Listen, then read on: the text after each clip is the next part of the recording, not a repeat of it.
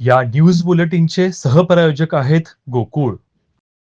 कोल्हापूरमध्ये आंतरराष्ट्रीय दर्जाचे क्रिकेट स्टेडियम उभारण्यासाठी महाराष्ट्र शासनाने 30 एकर जागा हस्तांतरित करण्याचा ऐतिहासिक निर्णय घेतला आहे. कर्वे तालुक्यातील विकासवाडी येथील MIDCच्या ताब्यातील 30 एकर जमीन कोल्हापूर जिल्हा क्रिकेट असोसिएशनकडे देण्यास मंत्रिमंडळ बैठकीत अंतिम मंजुरी देण्यात आली आहे.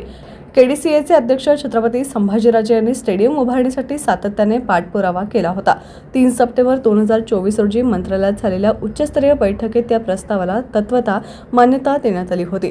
त्यानंतर आज झालेल्या मंत्रिमंडळ बैठकीत या निर्णयावर शिक्कामोर्तब झाले. या निर्णयावर कोल्हापूरच्या क्रीडा क्षेत्राला मोठी चालना मिळणार असून ग्रामीण भागातील होतकरू क्रिकेटपटूंना आंतरराष्ट्रीय दर्जाच्या सुविधा उपलब्ध होणार आहेत. मुंबई आणि पुण्यानंतर आता कोल्हापूरही आंतरराष्ट्रीय क्रिकेटच्या नकाशावर झळकणार आहे.